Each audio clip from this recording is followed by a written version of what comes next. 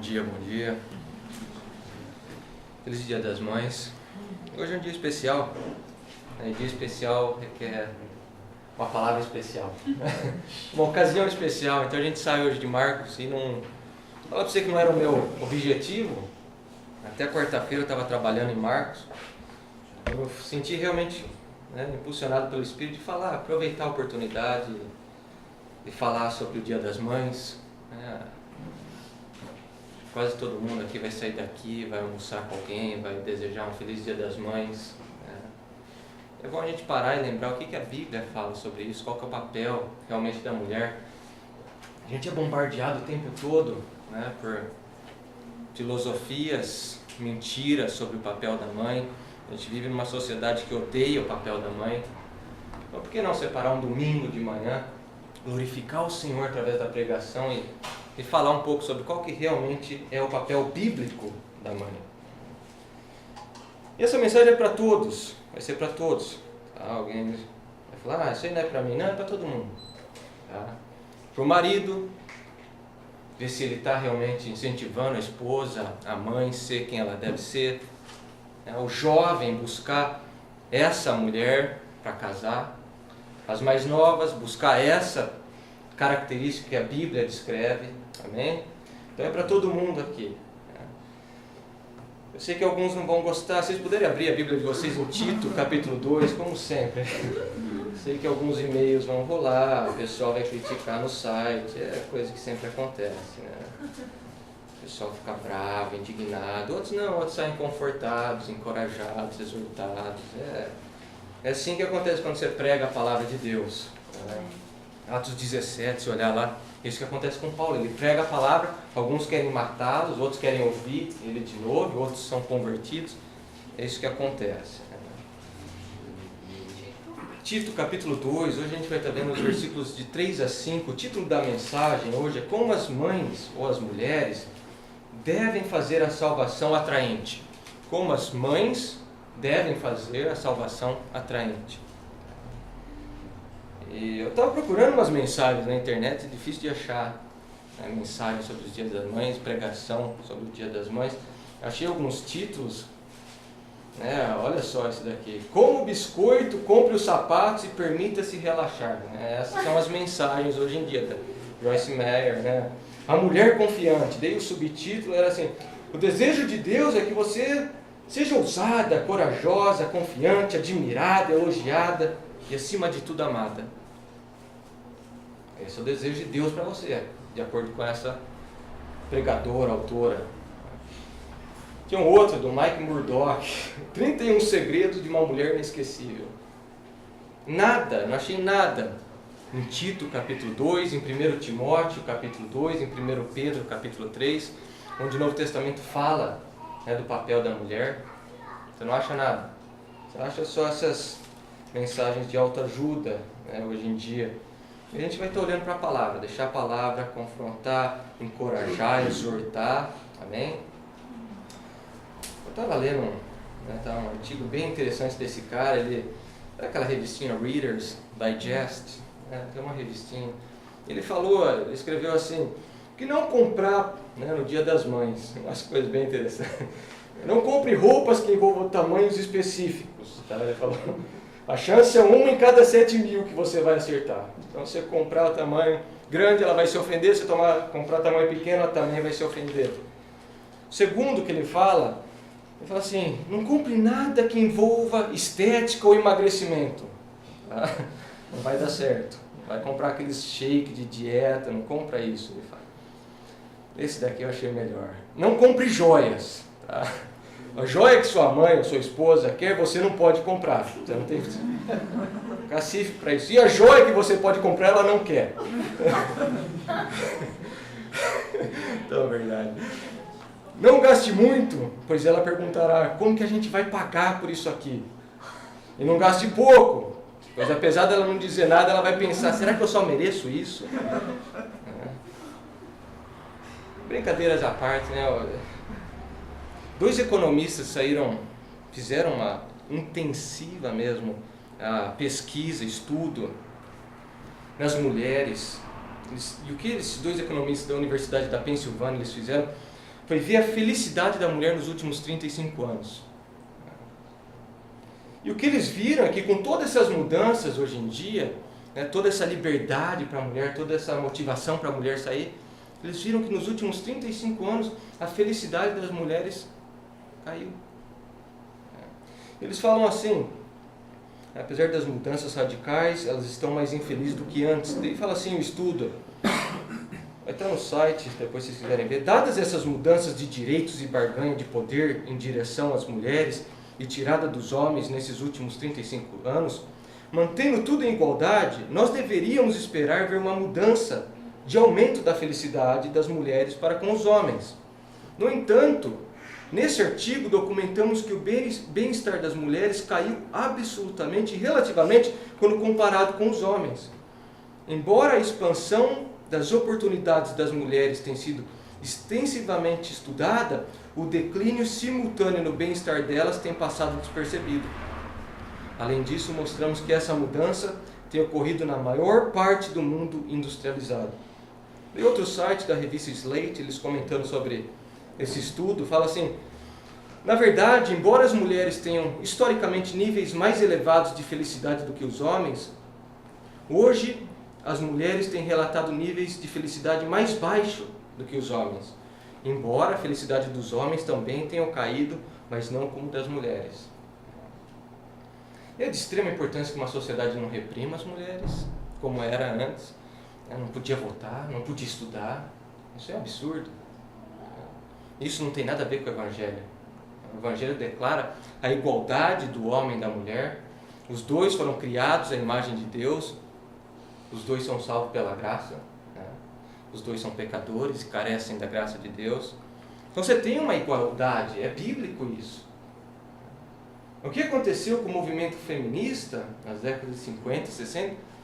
Não é só querer uma igualdade, né, entre o homem e a mulher, mas uma igualdade em papéis.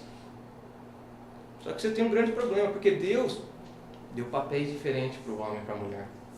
Então o que você começou a ter é o quê? Agora é a mulher querendo fazer o que o homem faz.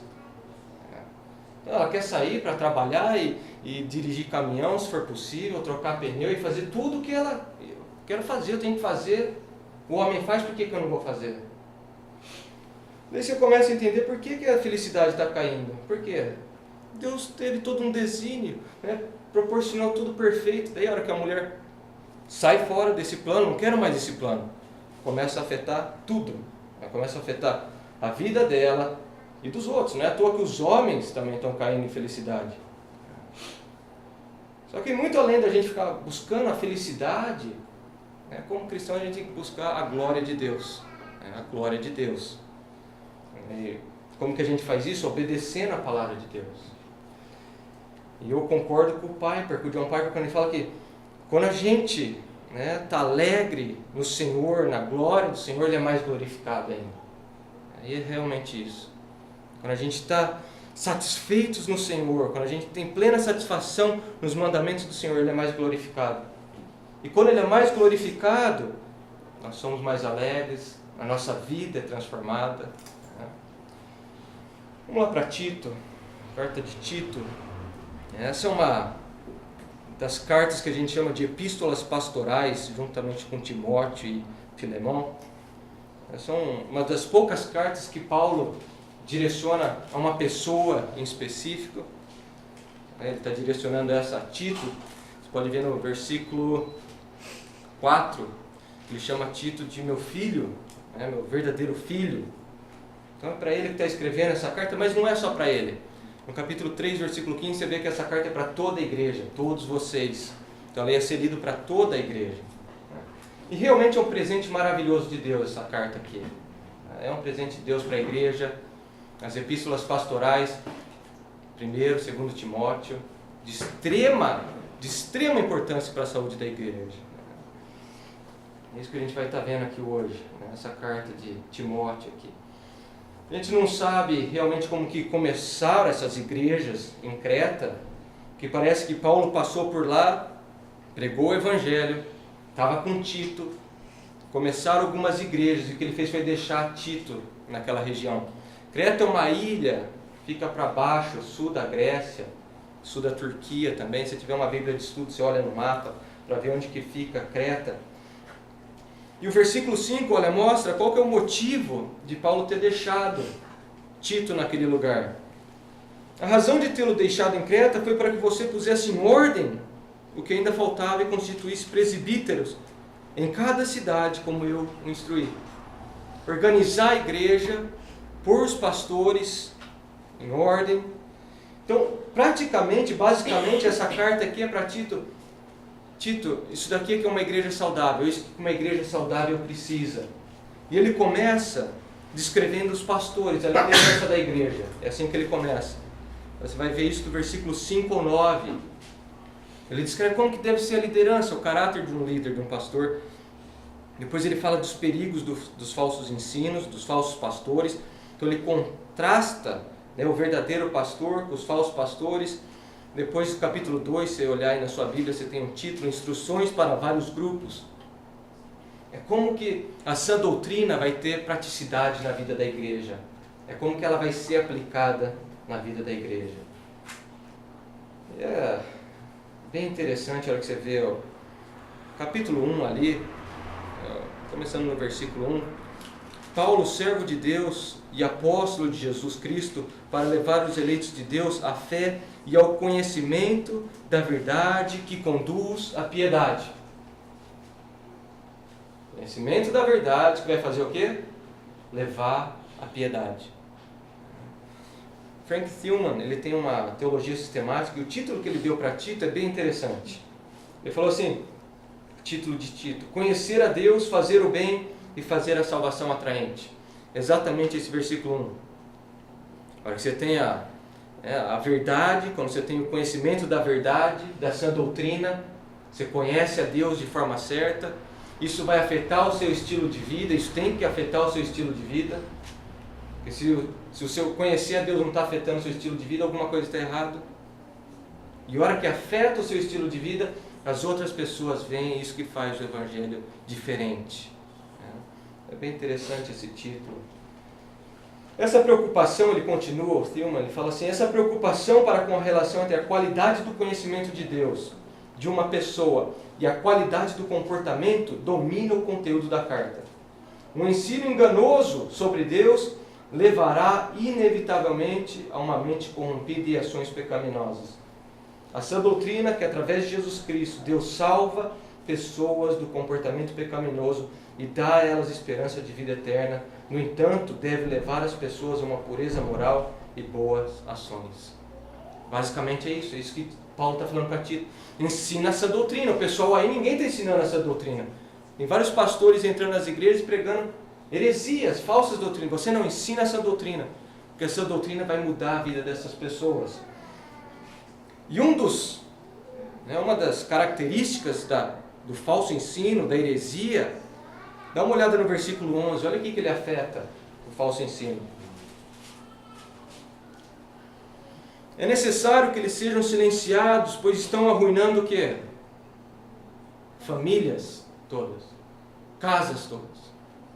Falso ensino vai direto na família, destrói a família, começa por aí, depois vai para a igreja. Então, é de extrema importância essa doutrina na vida da igreja. Combater esses falsos ensinos. E o que tem acontecido hoje em dia, eu não vejo nem dentro da igreja que seja tanta heresia pregada em relação ao papel das pessoas, o papel dado por Deus para cada membro da família. Não seja nem isso, mas seja a falta de ensino. É isso que aconteceu hoje em dia. Ninguém mais ensina. Ninguém mais prega sobre qual é o papel do homem, qual é o papel da mulher, qual é o papel do pai, da mãe, do filho. Não é mais ensinado isso, de acordo com a palavra de Deus. Por quê? Não dá ibope. O pessoal não vai gostar. Na hora que você prega a palavra de Deus, o pessoal, não, isso aí não serve pra gente. É isso que tem acontecido hoje em dia, falta de ensino. Não é nem tanto a heresia dentro da igreja, mas é a falta de ensino. E está tendo efeitos trágicos nas famílias hoje em dia. Então vamos lá, vamos para Tito, capítulo 2. Tito, capítulo 2. Dividi o estudo em 3 partes. A ordem a Tito vai ser o versículo 1. A ordem às mulheres mais velhas, versículo 3. E a ordem às mulheres mais jovens, versículos 4 e 5. Então vamos lá, ordem a Tito.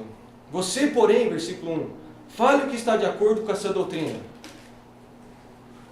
Então depois da saudação, depois de falar qual que é a característica no capítulo 1, olha lá, ele dá a característica do pastor verdadeiro, pastor genuíno.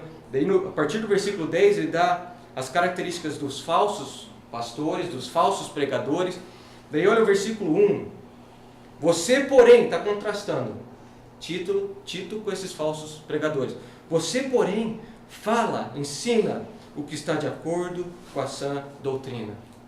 É uma ordem para Tito. Ele começa esse capítulo dando uma ordem para Tito. Vai começar em Tito, o pastor ali da igreja, depois vai para os homens mais velhos, para as mulheres mais velhas, e vai dissipando. Mas começando em Tito. É uma ordem. Você ensina, você prega o que está de acordo com essa doutrina. E todo pastor precisa ser encorajado a isso. Porque é difícil. Você prega essa doutrina, o pessoal não gosta dessa doutrina. Difícil. Então, olha, abre a Bíblia de vocês em 2 Timóteo, é ali pertinho, é o livro anterior, 2 Timóteo 4.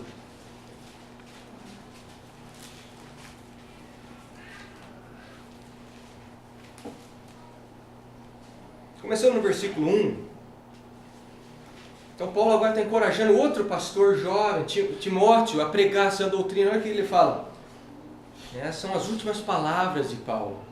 Na presença de Deus e de Cristo Jesus, que há de julgar os vivos e os mortos por sua manifestação e por seu reino, eu o exorto solenemente, pregue a palavra, esteja preparado a tempo e fora de tempo, repreenda, corrija, exorte com toda paciência e doutrina.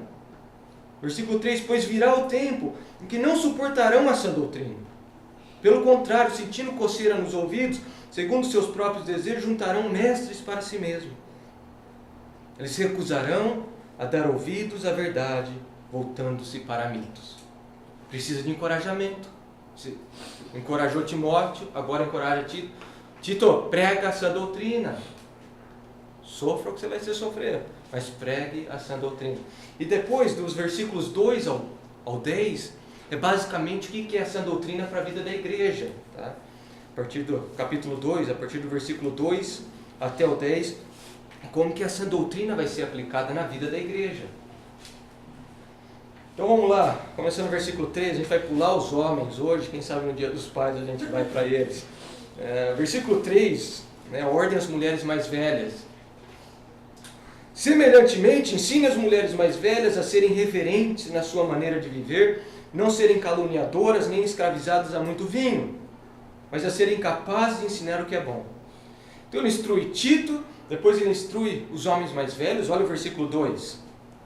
Ensine os homens mais velhos a serem moderados, dignos de respeito, sensatos e sadios na fé, no amor e na perseverança.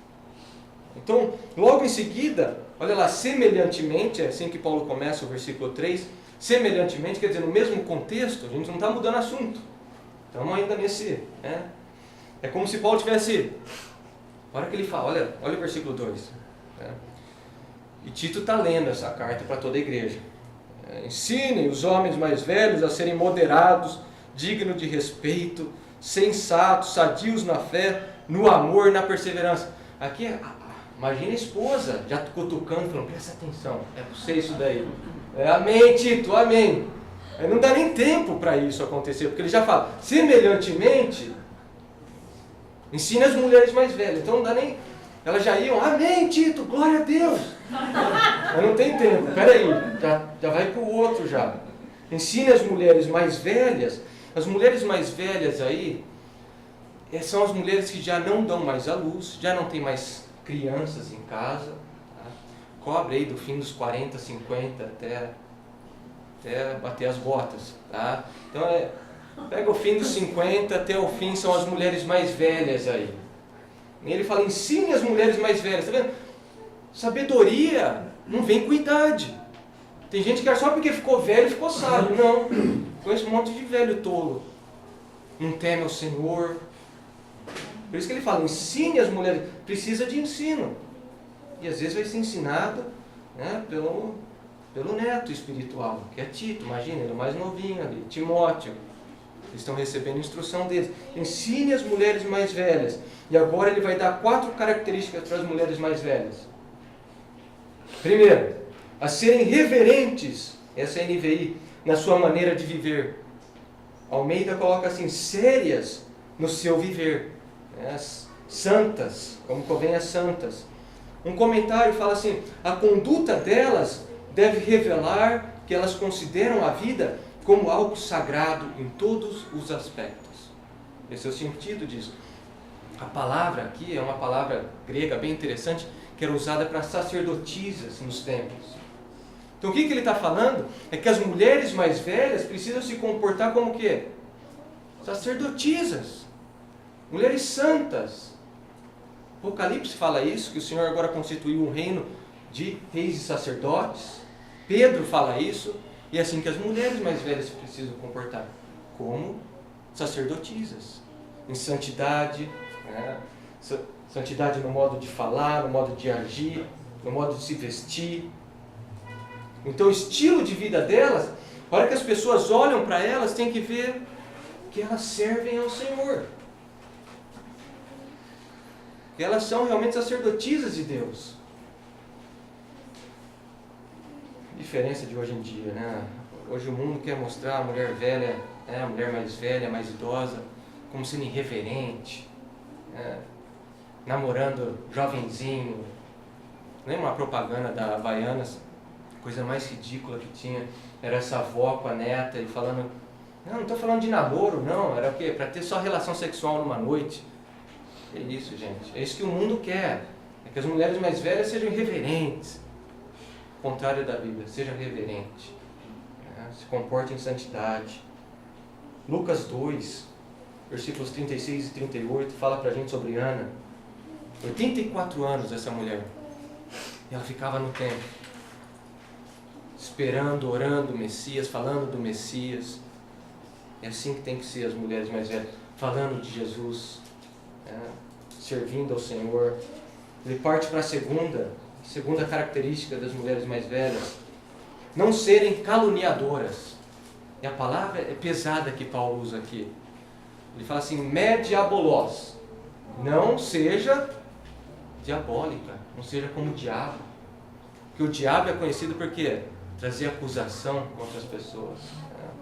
Então a palavra tem o sentido de difamar, criticar de forma agressiva, tenta destruir as pessoas com palavras e acusações. Enquanto muitos homens agridem fisicamente, as mulheres agridem verbalmente. É isso que Paulo está falando. Não. Naquela época em Roma, já estava vendo um grande movimento de liberalismo para o feminismo. Já estava vendo muita liberdade. Então era normal as mulheres mais velhas em Creta saírem nas ruas, ficarem conversando, e as conversas viravam assassinato. Era só falando mal dos outros, criticando.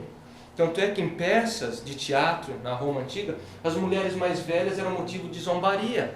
Você assistia o teatro, eles sempre tinham as velhas, as senhoras, como fofoqueiras, pessoas que estavam sempre falando mal dos outros. E Paulo fala, não, ensina elas a não serem dessa forma, porque é assim que o diabo age. Provérbios 26:20. Sem lenha a fogueira se apaga, sem o caluniador morre a contenda. Provérbios 10:18. Quem esconde o ódio tem lábios mentirosos, e quem espalha a calúnia é tolo. Então ele exorta, Paulo exorta as mulheres mais velhas, cuidado com a sua boca, cuidado com o que você fala, não se assemelhe às outras senhoras da sua rua, da sua vizinhança, seja diferente. A hora de começar a fofoca, você sai de perto, mesmo dentro da igreja, já que elas iam instruir as mulheres mais novas, você vai saber de problemas. Você não fica falando problema dos outros, para os outros. Você guarda para si mesmo. Não fica falando mal dos outros dentro da igreja. Isso que Paulo ordena, isso que ele pede. E realmente é tão diferente do mundo hoje. O papel das mulheres, hoje você vê as senhoras realmente, filme, novela, o que é? Programa de TV, é a fofoqueira. a pessoa que fica falando mal dos outros. Não, a igreja tem que ser completamente o oposto. Terceira característica que Paulo dá para as mulheres mais velhas: nem escravizadas a muito vinho. Parece estranho para a gente isso, né? Hoje é até mais difícil encontrar pessoas mais velhas escravizadas a vinho, mas naquela época, você lembrar que não tinha antidepressivo, né? Não tinha remédio para você tomar para aliviar a sua dor. Você tinha as dores físicas do corpo, você tinha as dores emocionais, né? O número de perda de bebê era muito grande naquela época, às vezes já tinha perdido o marido, tinha perdido bebês, fim da vida em depressão. Ela que cuidava da comida da casa tinha acesso à garrafinha de vinho. Então, às vezes, diferente do que Paulo fala para Timóteo, toma um pouco de vinho. Elas tomavam muito vinho. É o meu remedinho, ia tomando. Só que a hora que via, elas já estavam escravizadas ao vinho. Iam em festas e mandava ver no vinho. É um sério problema. Paulo fala, cuidado, cuidado. Ensina elas a não serem escravizadas pelo vinho.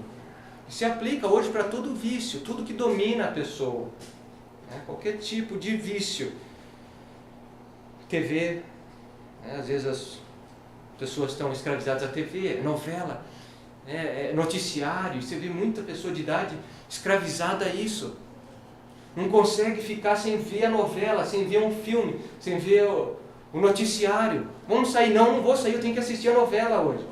Está escravizada a isso. Um tipo de escravidão. A aparência, a comida, ao dinheiro, tudo que prende a pessoa. E essa característica, não serem escravizados a muito vinho, ela é para toda a igreja. Paulo dá essa característica para os pastores, para os diáconos e para todos os membros da igreja. Você não seja escravizado a vinho, a álcool. Você sabe quando que a pessoa está debaixo dessa servitude, é quando ela não consegue abdicar totalmente. Para que a pessoa não consegue abdicar totalmente, é porque está com sérios problemas. Lembro na escola, teve alguns rapazes que tiveram problema disso. Eu lembro deles falando, nunca mais vou pôr álcool na minha boca. Falaram de público pra gente. 2 meses depois, tomando, alguma coisa está errada. Porque as mulheres, isso que Paulo fala, não seja nem escravizada muito bem. O que as moças, o que as pessoas têm que ver em você é ser escrava de Jesus. As mulheres mais novas têm que olhar para você e falar, eu quero ser como ela, uma serva do Senhor. Não está escravizada a nada, ela é só escrava do Senhor, olha a vida dela. Isso que tem que ser as mulheres mais velhas. Igual Febe, você vê em Romanos 16, é uma serva do Senhor. Quão gostoso é, você ter uma igreja em que as mulheres mais velhas são escravas do Senhor. Você olha para ela e você fala, eu quero ser como ela. Eu quero ser como ela. Essa mulher, ela serve ao Senhor com tudo que ela tem. Quarta característica. Mas serem capazes de ensinar o que é bom. Ou a Almeida põe mestras no bem. É uma palavra só que Paulo usa. Paulo é campeão em juntar as palavras. Ele fala kalo didaskalos. De kalos, que é uma coisa boa, atraente, bonita. E didaskalos, de onde a gente tira professor. Então elas têm que ser professoras, ensinarem o quê? O que é bom, o que é atraente, o que é bonito, o que é lindo. Aos olhos do mundo? Não. Aos olhos do Senhor. É isso que as mulheres mais velhas precisam fazer, isso que Paulo fala. Você ensine o que é bom, não o que é porcaria. Você ensina o que é belo. Ensina o que vai ser lindo para elas. Mas para isso a mulher tem que amar o Senhor. Você não vai atrás de aconselhamento fora da igreja. O aconselhamento não vai ter nada de belo conforme o padrão do Senhor.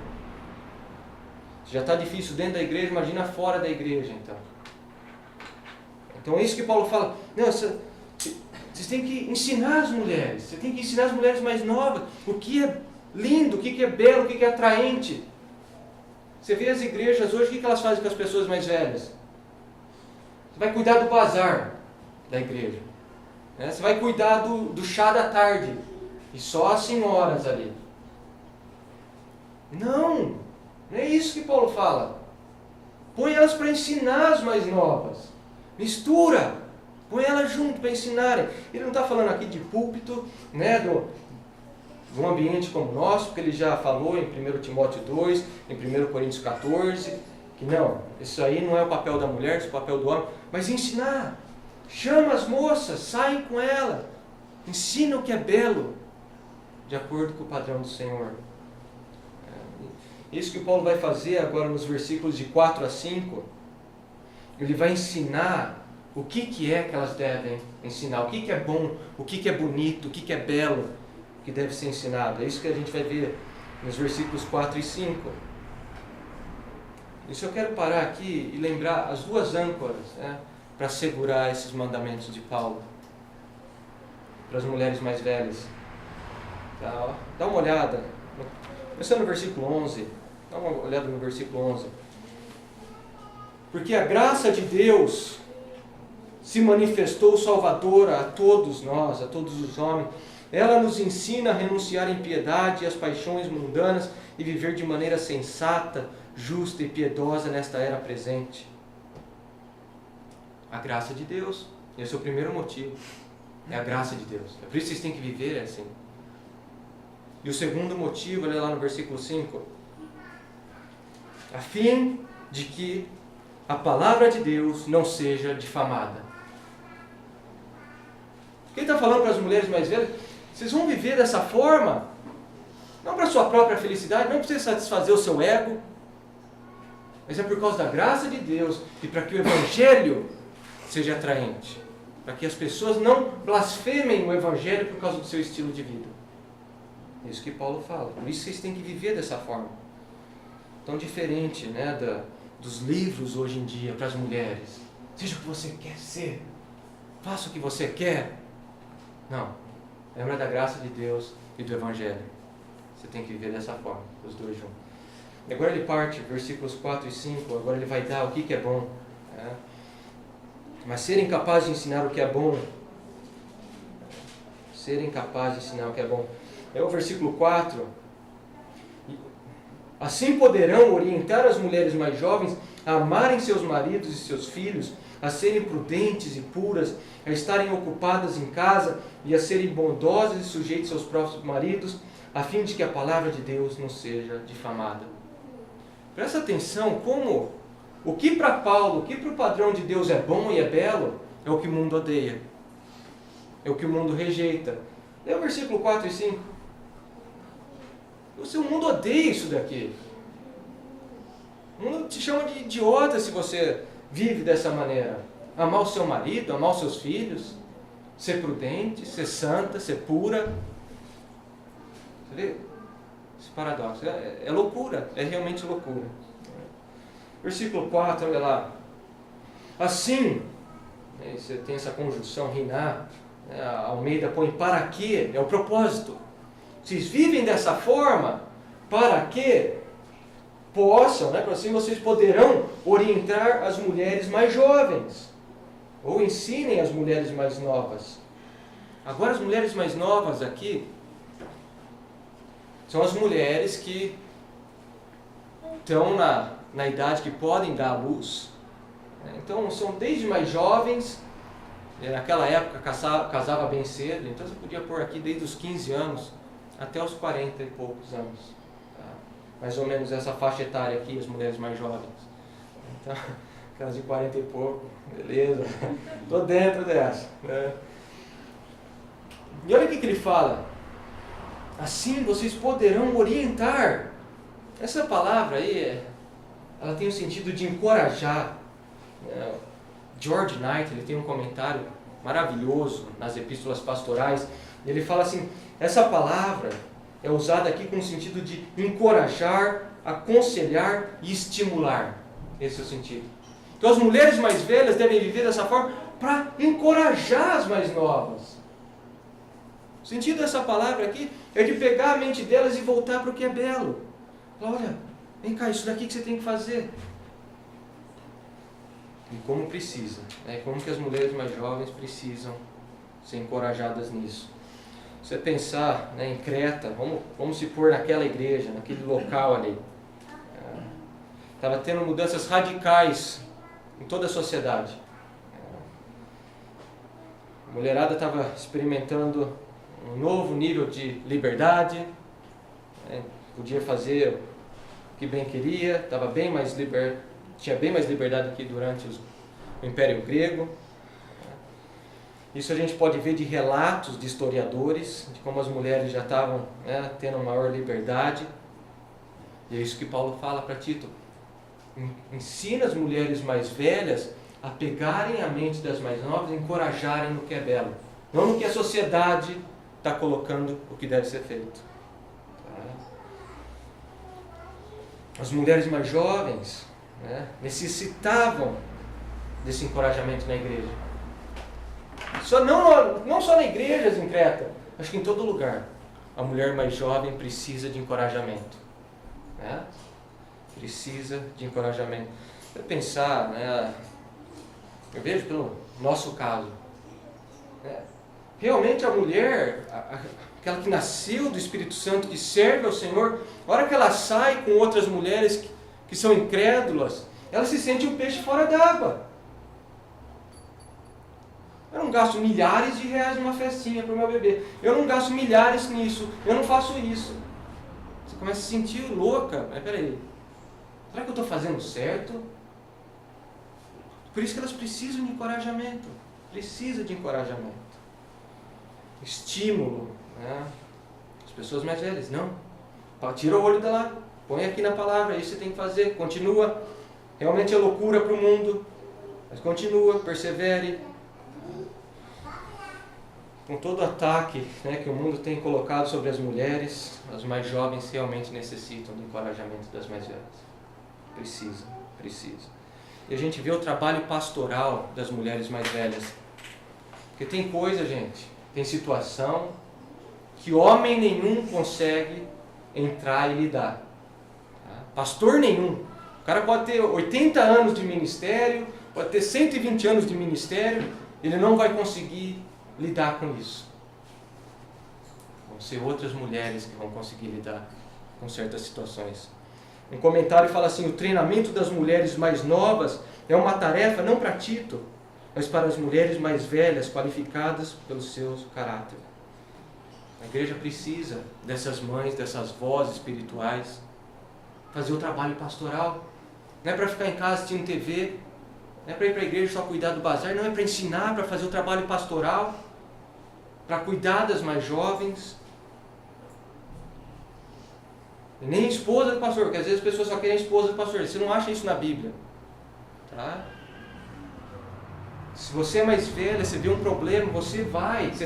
É bíblico isso. Você pode ir conversar com a pessoa, lidar com o que está acontecendo. A gente vive nessa irrealidade que o pastor tem que fazer tudo. Não, é um corpo, todos servem, todos agem. E tem situação que precisa das mulheres mais velhas para lidar. É um sério problema hoje em dia com essa loucura, né, do grupo de jovens. Né? Você tem essa dicotomia dentro da igreja em que você vai num culto, é os jovens aqui, as pessoas mais velhas ali, nunca se misturam. Isso aí é doença. Isso aí faz mal para a igreja. Faz mal para a igreja. Tem que estar junto. Precisa estar junto. As características que Paulo vai passar agora, que as mulheres mais velhas têm que passar para as mais novas. Primeira, encoraje as mulheres mais novas a amarem seus maridos. O quê? Precisa de encorajamento para amar o marido. Você pensar na sociedade que elas viviam, naquela cultura em que elas não escolhiam o homem que elas iam casar, era o pai que escolhia. Quanto encorajamento você precisa? Não, permanece com ele. Permanece com ele. Ah, mas a senhora não sabe o marido que eu tenho. Não, a gente vai orar junto, a gente vai trabalhar nisso junto. Elas precisavam de muito encorajamento. Elas casaram com homens que elas não queriam casar. Hoje não, hoje você escolheu o seu marido. Você sabia muito bem, muitas das características dele. A hora que elas iam, porque na sociedade romana elas tinham a hora do banho delas, que elas iam para os banhos, né, as banheiras públicas, e elas se juntavam com outras mulheres. Gente, o assunto não era sobre a pregação de domingo, tá? O assunto não era de como ser santa, o assunto era imoralidade, tá? Precisa de encorajamento. Não, tenha os seus olhos só no seu marido, ame o seu marido. E hoje, então você vê antes, você vê hoje a mesma coisa. Como as mulheres mais jovens precisam de encorajamento para amar o seu marido. A gente vive numa sociedade que o divórcio é promovido. Você tem que divorciar, para com isso. Divorcia. Ou pula a cerca, né? Comete adultério, é encorajado hoje em dia. Sai fora dessa. Como que precisa do encorajamento das mais velhas? Não, permanece. Permanece amando. A maioria o número de divórcios nos primeiros anos de casamento é gigantesco. Por isso que as mais novas precisam de encorajamento. Eu sei o que você passou, eu sei o que você está passando. Vamos lá, vamos orar junto. Vamos passar por isso junto. Você pensar que o amor bíblico não é o amor da novela da Globo, né? Não. O amor bíblico, o amor de aliança. Tudo sofre, Paulo fala. Você sofre, você cresce, você tem que ser leal. Você precisa de encorajamento para permanecer nesse amor, para crescer nesse amor. É interessante que a gente lê em Efésios 5, 25, Paulo ordena os homens, amem suas esposas. Mas isso aí não é só tarefa do homem, tarefa da mulher também, amar os seus maridos. Amem os seus maridos. O amor vai envolver ajuda, respeito, honra, motivação. Envolve oração. Quantas esposas reclamam, mães reclamam dos maridos, mas nunca colocam o joelho para orar pelo marido. E as mais velhas precisam fazer isso, encorajar elas a amarem seus maridos. E as solteiras podem desde já cultivar isso daí. Você já cultiva, você pode cultivar o amor pelo seu futuro marido. Orando, buscando estar com mulheres santas. Ter contato com essas mulheres que você respeita, lendo bom material, bons livros, guardando o coração. Amem os seus maridos. Ele passa para a segunda.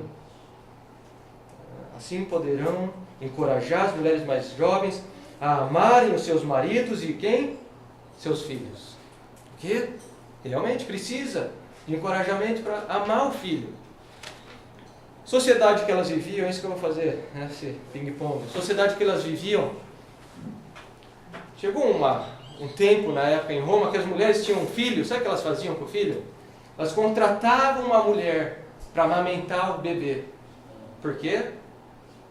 Para não deformar o seio. Então elas tinham os bebês e contratavam outras pessoas para amamentar. Por causa do quê? Da preocupação com a estética dela, com o físico dela.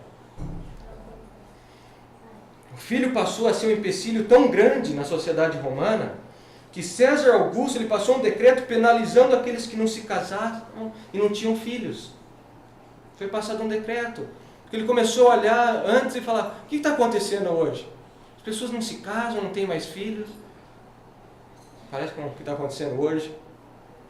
Tanto é que ele começou a honrar as mulheres com mais de 3 filhos, o que eles chamam de jus trium liberum. O direito de 3 filhos. Então a mulher que tinha 3 filhos, ela tinha uma honra maior, tinha privilégios maior. Essa era a situação lá. E hoje, você vê a mesma coisa.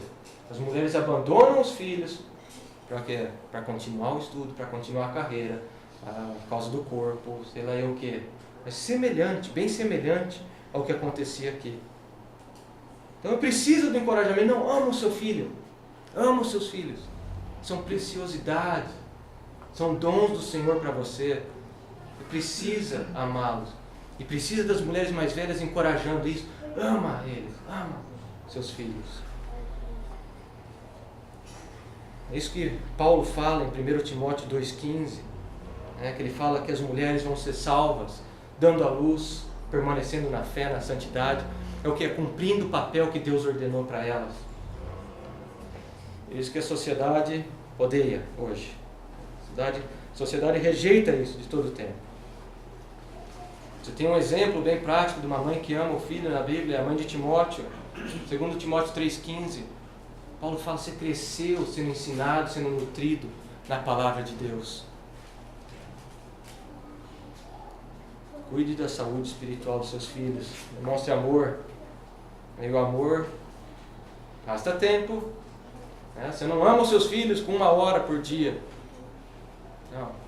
Principalmente para as mães. São horas e horas e horas. É a vida toda. Por isso que é um tempo integral. Terceira característica que Paulo passa para as mulheres mais velhas ensinarem as mais novas: serem prudentes. Encoraja elas a serem prudentes. E a palavra aqui tem o sentido de alguém que pensa antes de agir, que tem uma mente sóbria, não age sob a influência do momento. Essa é uma característica para pastores. 1 Timóteo 3,2. Os presbíteros da igreja têm que ter essa característica, ser prudente. Pensar biblicamente antes de agir. Peraí, o que a palavra de Deus nos ensina? O que Deus ordena? Gente, isso daí está em extinção na igreja hoje em dia. Moças que pensam biblicamente, que procuram a palavra de Deus para saber o que Deus quer. Não o que a sociedade quer, mas o que Deus quer. Isso aí está em extinção hoje em dia. Provérbios 19, abre a Bíblia de vocês em Provérbios 19.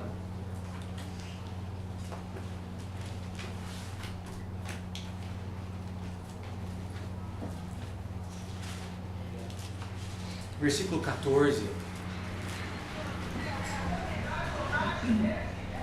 Provérbios 19, 14. O autor de Provérbios fala assim: casas e riquezas herdam-se dos pais. Isso aí é parte da vida. Isso não tem nada de tão especial para o autor de Provérbios. Isso aí é natural da vida. Isso aí herda dos pais. Olha o contraste. Mas a esposa o quê? Prudente. Vem do Senhor. Isso é uma bênção de Deus para a sua vida. Isso que você tem que se preocupar, isso que você tem que procurar, isso que você tem que louvar a Deus. Ensinar as moças a serem prudentes, pensarem biblicamente. As mães jovens, as mulheres hoje na igreja estão todas intoxicadas pelo mundo. Pensa igual ao mundo, vive igual ao mundo. Por isso que Paulo fala, prega essa doutrina, prega, porque a igreja precisa disso. A igreja precisa. Ensina as filhas espirituais, as netas espirituais, naturais, a serem prudentes, a serem sóbrias, a pensarem o que o Senhor quer, como que isso glorifica a Deus, o que a palavra de Deus me ensina, o que a palavra de Deus me exorta. Quarto, puras. Havnos. É um sentido de pureza moral. Ensina as moças a serem puras, a serem santas, a se vestirem com decência, a se vestirem de uma forma que ela honra os maridos. Não? Tem mulher que se veste para chamar a atenção dos outros. Não. Você ama os seus maridos, sejam santas. Se vistam, falem, se comportem com santidade. E aí entra um monte de coisa que as mulheres mais velhas têm que ensinar, encorajar. O que você tem assistido, o que você tem ouvido, o que você tem lido para manter a sua mente santa. Isso começa desde cedo. É difícil você pegar depois de mais velho. Começa desde cedo a ensinar a santidade das pessoas. A ensinar que manter a virgindade para a glória de Deus. Que é isso que o mundo odeia hoje. Manter a virgindade, se manter santo. Quão gostoso foi para mim poder, no casamento, eu saber que eu era o único homem que a Rachel tinha beijado. O único homem que teve um relacionamento. Santidade, se preservando. Vejo a irmã dela, 24 anos, nunca beijou, nunca namorou, se preservando em santidade para o marido. É isso que tem que ser. Ensine as mulheres a serem assim, separadas para Deus. Não é para satisfazer a sua vontade carnal momentânea, mas como que Deus vai ser glorificado nisso? Quinto, E aqui o cálice da ira vai enchendo.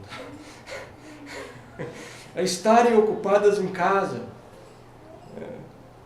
Vê que Paulo não fala só para ficar em casa, não é para você ficar em casa, estarem ocupadas em casa. Não é ficar ocupado assistindo TV, fuçando na vida dos outros no Facebook. Não, estarem ocupadas em casa. Tem tanta coisa para você fazer em casa. E é na sua casa, não na casa dos outros. Tem mulher, eu já ouvi muito de homem, a minha mulher cuida da casa dos outros também, mas não cuida da minha. Não, cuida da sua casa. A casa é a esfera, isso que a maioria dos comentários coloca, é a esfera principal da mulher, é o domínio dela. Alguns vão alegar, mas Provérbios 31 fala que a mulher saiu, ela saiu realmente. Ela sai, ela compra um campo, ela vende.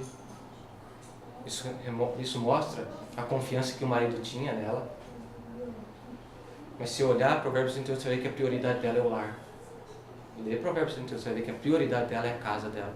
Como que ela é louvada em casa. Hoje em dia as mulheres se esforçam o máximo no trabalho secular. Chegam em casa exaustas e não conseguem dar conta do que precisam fazer. Não cumprem o papel de Deus, a ordem de Deus. Muitas já não querem nem mais saber de casa. Não querem nem mais saber da casa. Passa o filho para os outros, o que conseguir fazer, até o marido. Põe o marido para fazer tudo. Tem crescido muito o número disso, do homem fazendo o papel da mulher em casa. Essa é a sociedade que a gente vive.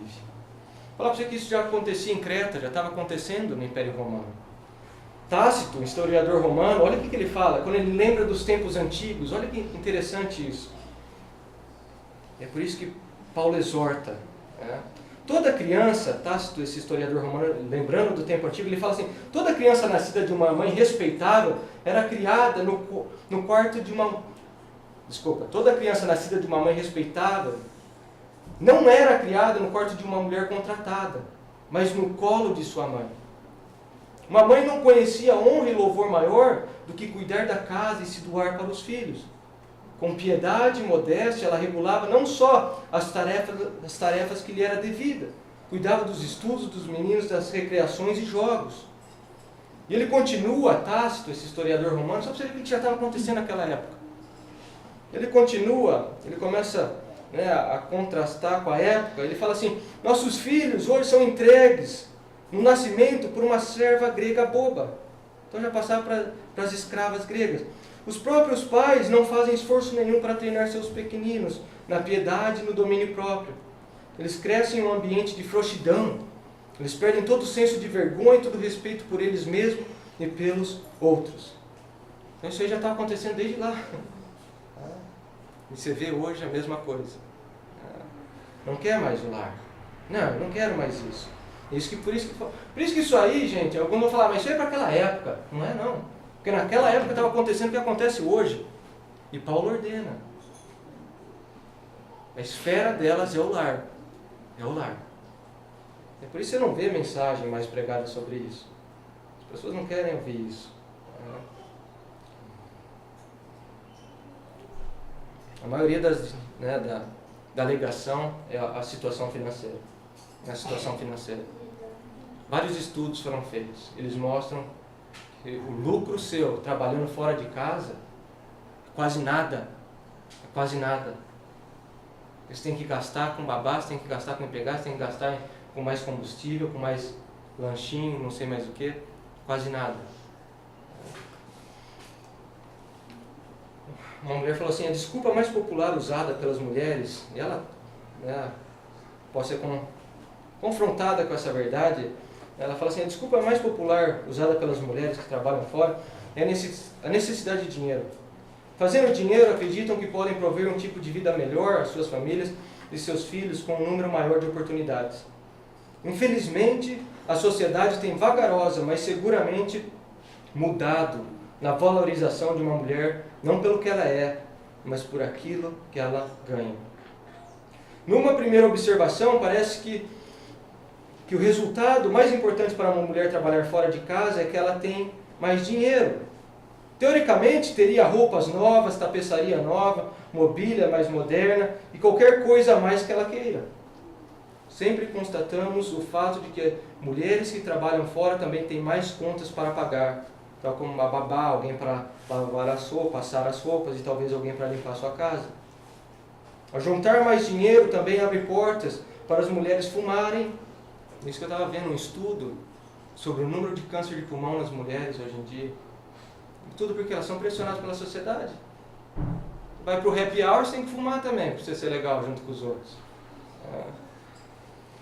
Abre a porta para as mulheres fumarem, beber vinho e outras bebidas fortes e comer fora muito mais vezes do que era em casa. E todas essas coisas podem ser nocivas à saúde. Continua, eu vou postar isso aí no site, está lá. Ela continua, ela fala assim: mulheres virtuosas são raras.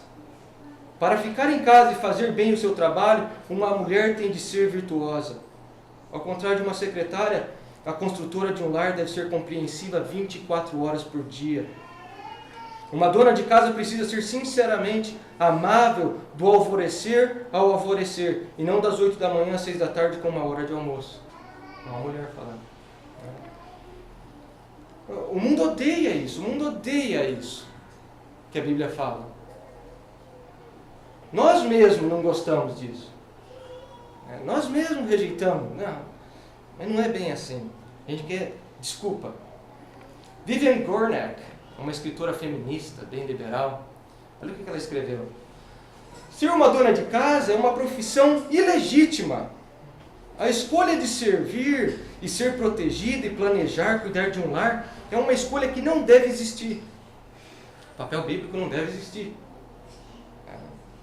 A essência do feminismo radical é mudar isso.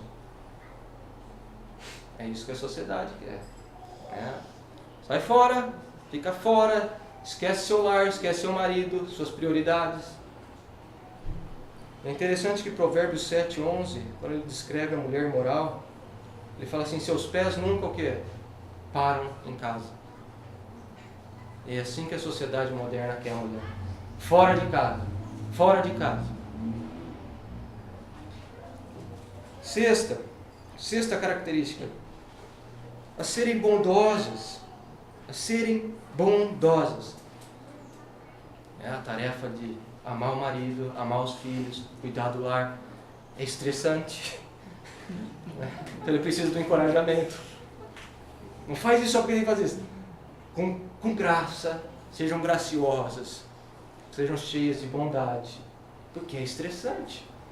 É estressante para Rachel cuidar de mim, né? Cuidar das crianças. Então, mas lembra que vocês têm que fazer isso com o coração cheio de graça. Tá? Fazer de um modo carinhoso. Essa palavra envolve carinho, cuidado, não só para com as pessoas da família, mas com as pessoas de fora. Ser hospitaleira, receber bem as pessoas com alegria. Ser bondosa. Terrível mulher grossa. Ainda se diz cristã, trata as pessoas de uma forma bruta, agressiva e vai lá na minha igreja no domingo. Que é isso? Igreja é essa? Não, ser bondosa. Provérbios 31:20 fala sobre essa mulher. A mulher virtuosa, é isso que fala, ela é bondosa.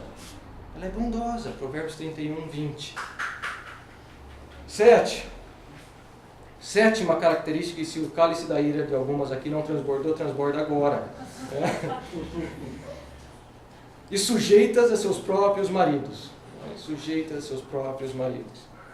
Está vendo que a mulher aqui não tem que ser sujeita a nenhum outro homem, ao seu marido. Ela não é sujeita ao namorado, ela não é sujeita ao irmão mais velho, ela é sujeita ao seu marido. Eu já vi muita seita aí que coloca a mulher tem que ser sujeita a todo homem. É isso. Não. Ela é sujeita ao seu próprio marido. E a mulher não se sujeita a nenhum outro homem. Apesar da igualdade entre homem e mulher, há uma diferença de papéis. É isso que Paulo está ensinando.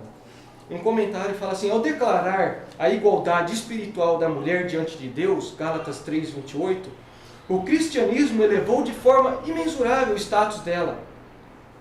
Mas nem por isso ele aboliu o papel da posição da mulher de complementar e ajudar o marido como cabeça do lar.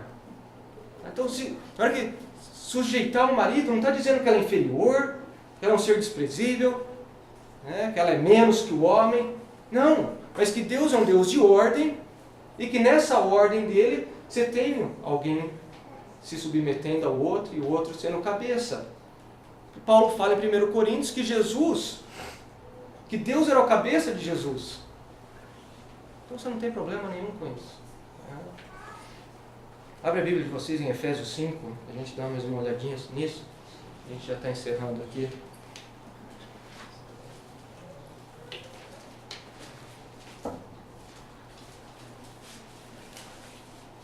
Efésios 5, começando no versículo 21.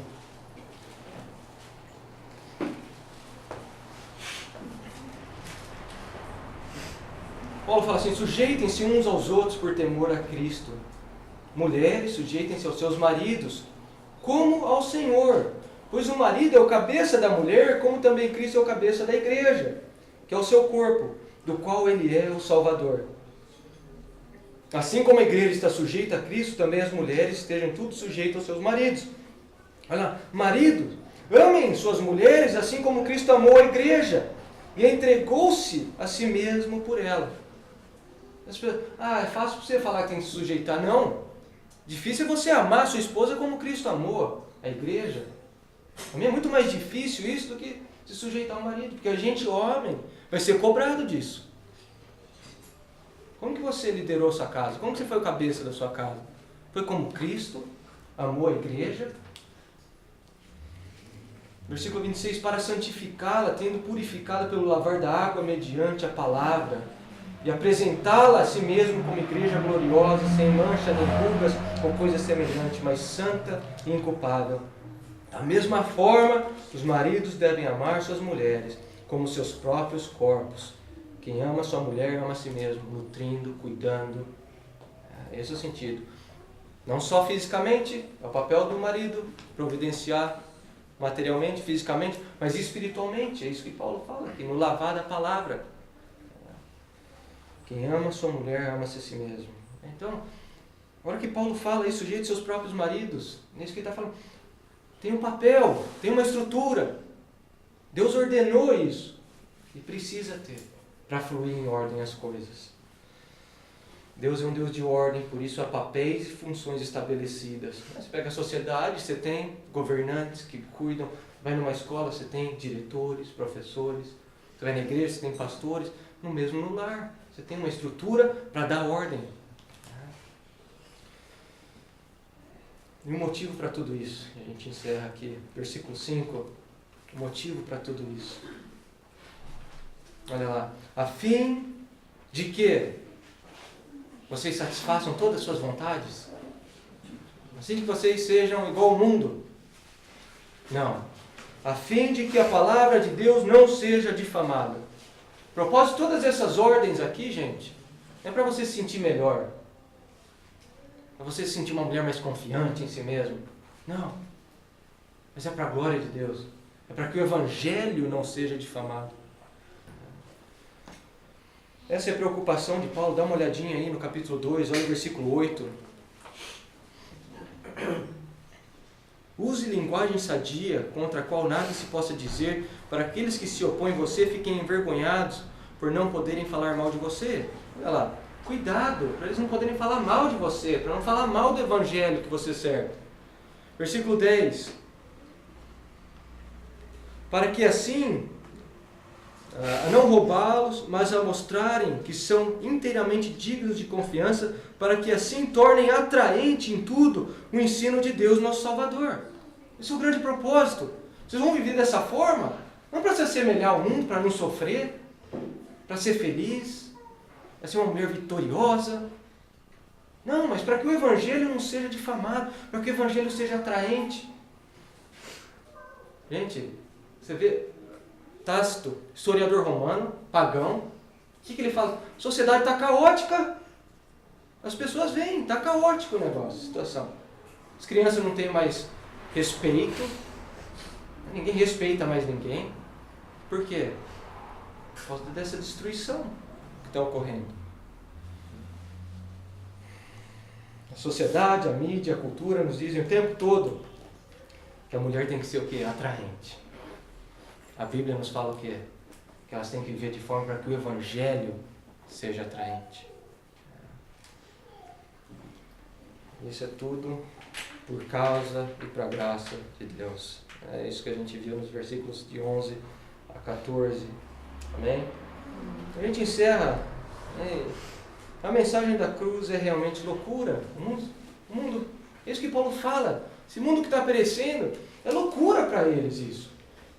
É loucura. O Evangelho é loucura. Eles têm uma mente inimiga de Deus. É isso que a gente precisa entender. Agora que a gente quer amizade com o mundo, Tiago fala o quê? A gente se torna inimigo de Deus. Nós precisamos ser constantemente confrontados com a verdade de Deus para que o bombardeio de mentiras da nossa cultura não nos mate. A gente é bombardeado o tempo todo. Por isso que a gente precisa tirar. Por isso que as mulheres mais velhas precisam encorajar as mais novas. Bombardeado o tempo todo. Precisa. Romanos 12, ter a mente renovada. MacArthur, ele fala assim, comentando nessa passagem, olha que interessante. O que esses versículos dizem sobre as mulheres, as mães mais jovens, é o oposto do que nossa cultura ensina. Hoje as mulheres são ensinadas a amarem quem elas quiserem, deixar os filhos para que outros cuidem, a não serem prudentes e fazerem o que elas bem entenderem. Não se importem em ser pura, satisfaça seus desejos, não trabalhe em casa, mas sim fora, cuide de si mesmo e não dos outros, e de modo nenhum se submeta ao seu marido. É a sociedade que a gente vive hoje. E alguns vão questionar, no fim, mas e as exceções? Não foca nas exceções. Não foca nas exceções. Alguém uma vez disse assim, quando o coração deseja, encontra milhares de maneiras, mas quando não deseja, encontra milhares de desculpas. Independente da situação que você está, que você se encontra, você tem que orar, você tem que buscar a palavra de Deus, saber o que ela está direcionando, o que o Senhor quer. Por mais difícil que seja às vezes, manter pureza, ser prudente, amar o seu marido, amar seus filhos, cuidar do lar, por mais difícil que seja, o Senhor honra. O Senhor honra. E honra de forma que você nem imagina como. E a minha oração para essa igreja é que realmente a gente tenha, as mulheres mais velhas, eu oro que o Senhor traga mulheres mais velhas, para que elas façam esse trabalho pastoral de cuidar das mais novas, que as mulheres mais velhas se tornem avós e mães espirituais, que busquem viver em santidade, que anseiem serem tutoras para as mais novas. Eu oro para que as mulheres mais velhas vão deitar e orem e pensem e percam sono de como que elas podem ajudar as mais novas. Isso tem que ser uma igreja saudável, não separando todo mundo. Que as mulheres mais novas busquem, sejam humildes, escutem o conselho das mais velhas. Busquem encorajamento, precisa disso. Não deixa o mundo te enganar. A gente é bombardeado o tempo todo. Teólogos liberais vão falar que isso aqui não se aplica para hoje. Bom, se isso não se aplica para hoje, você tira a página toda, então. Então você não tem que ensinar o homem mais velho a ser mais amoroso, a ser digno de respeito, as moças a serem puras. Não, é para hoje isso, é para nós isso. Salmo 119, o salmista fala assim, versículo 46 e 47. Falarei dos teus testemunhos diante de reis, diante do mundo eu vou falar dos teus testemunhos, sem ser envergonhado. Tenho prazer nos teus mandamentos, eu os amo. Quando os que têm temor de ti me virem, se alegrarão, pois na tua palavra coloquei a minha esperança. Vamos lá, Tito 2, a gente termina aqui, só vou ler, versículo 3. Semelhantemente, ensine as mulheres mais velhas a serem reverentes na sua maneira de viver, a não serem caluniadoras, nem escravizadas a muito vinho, mas a serem capazes de ensinar o que é bom.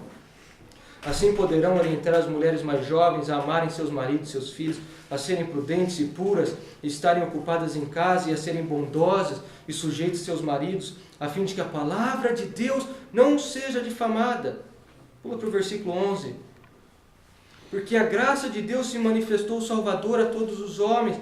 Ela nos ensina a renunciar à impiedade e às paixões mundanas e a viver de maneira sensata, justa e piedosa nessa era presente, enquanto aguardamos a bendita esperança, a gloriosa manifestação de nosso grande Deus e Salvador Jesus Cristo. Ele se entregou por nós a fim de nos remir de toda a maldade, purificar para si mesmo um povo particularmente seu, dedicado à prática de boas obras. É isso que você deve ensinar, exortando e repreendendo-os com toda autoridade. Ninguém os despreza. Termina para ti. Porque ele sabe que as pessoas vão rejeitar. Ele sabe que as pessoas vão desprezar. Ele encoraja Tito. Fica tranquilo. Amém? E hoje a gente é encorajado. Então quando a gente sai daqui e vê, a gente deseja Feliz Dia das Mães, que a gente possa estar pensando realmente o que Deus quer para as mulheres, para as mães. Qual que é o papel que Deus criou? Qual que é o padrão de Deus, não da nossa sociedade? Amém? Nem seja uma igreja graciosa, mulheres mais velhas, os homens mais velhos, cuidando dos mais novos, os mais novos buscando conselho, buscando encorajamento, ajuda nos mais velhos. Amém? Tudo isso por causa da graça. É isso que Paulo fala, porque a graça de Deus se manifestou a todos nós, nos ajudando a renunciar a toda impiedade. Amém?